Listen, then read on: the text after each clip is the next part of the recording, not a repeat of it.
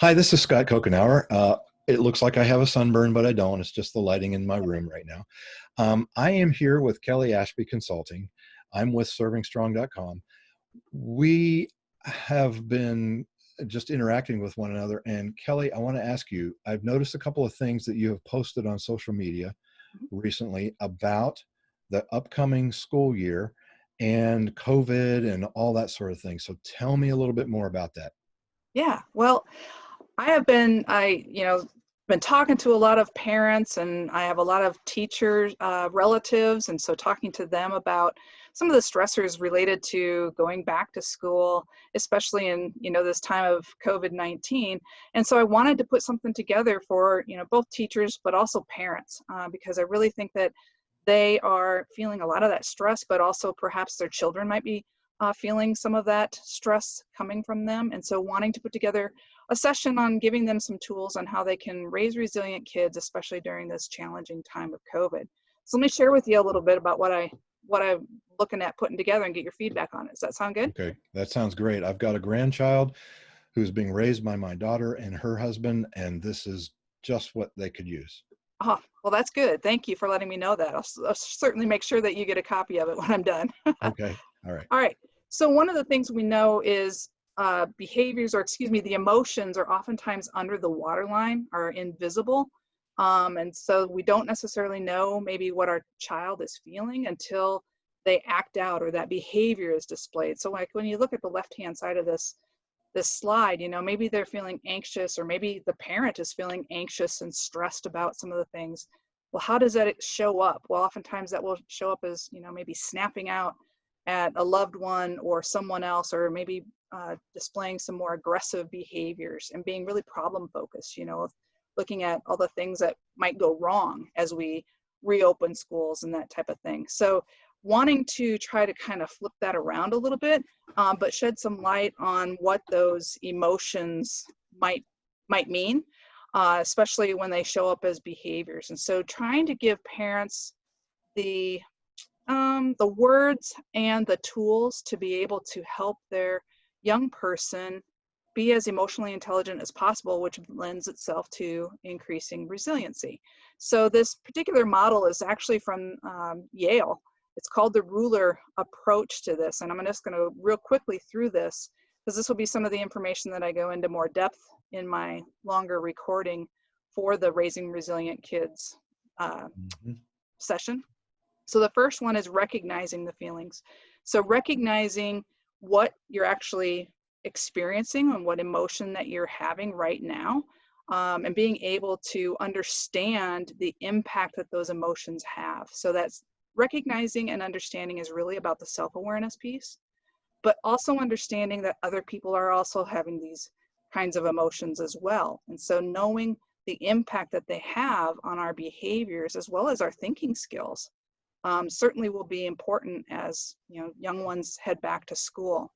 The L in this model is about labeling it. So labeling the emotions, so growing our vocabulary for emotions so that we can help our young people get past I feel good or I feel bad. Well, let's dig a little bit deeper into that, so that they can, really grow that emotional vocabulary to its fullest, because then that helps us better understand, again, some of the emotions behind behaviors. So if I can And pause you right there, yeah, just to spend a minute more on labeling. We're not talking about the labeling that is typically associated with school and the negative connotation, like labeling a child as stupid or lazy or that sort of thing. This is naming the monster so you know how to deal with it, right? exactly. Yeah, great. I'm glad you stopped me there. Yeah, labeling the emotion. So rather than saying, "Oh, I feel good," well, let's get into that. I feel happy. I feel excited. I'm energized. Those are different ways of saying I feel good.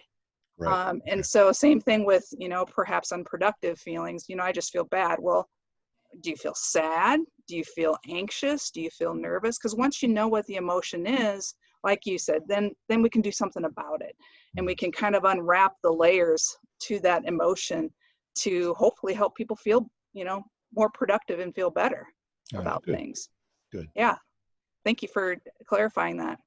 So the expressing piece just really has to do with right time, right place, right person, and to the right degree. When you're expressing emotions, so it has to do with self-management and being able to have some self-control, but also then recognizing that I need to express this emotion to the right degree, to the right person, in the right time and right place.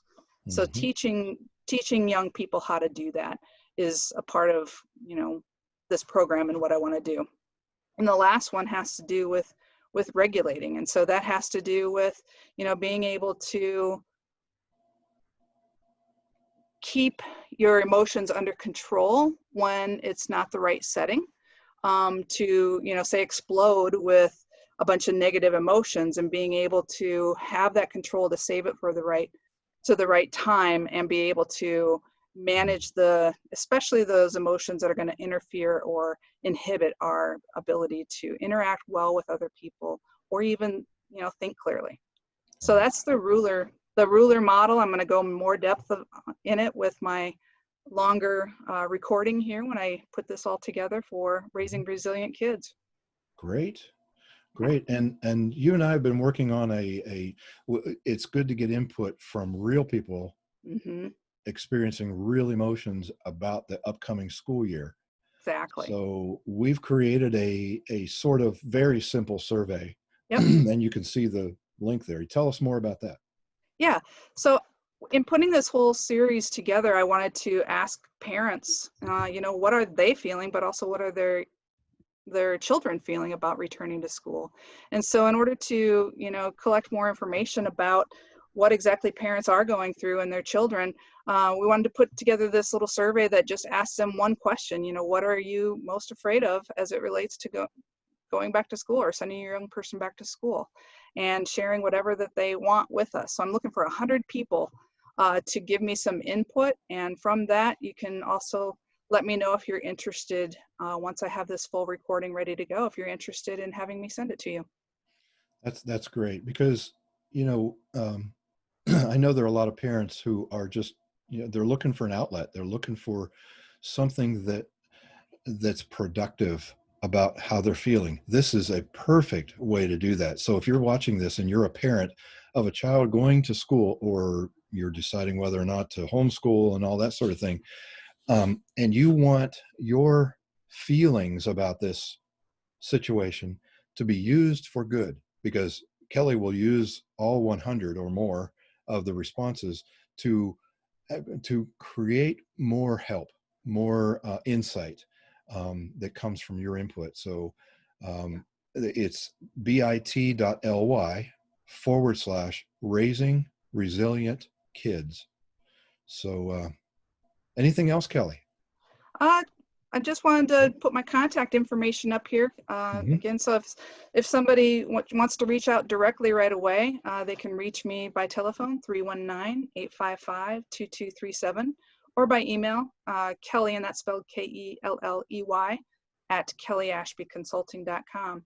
So just really want to get the word out about this. So any assistance that people want to give me in sharing this, sharing their insights through that Mm-hmm. short Google form survey would be greatly appreciated. Okay. Okay. Well, thanks, Kelly. Thanks for your time and the energy that you're putting toward a positive school year in this crazy time. Yeah, thank you, Scott. I appreciate your interest. Sure. All right, take care. You too.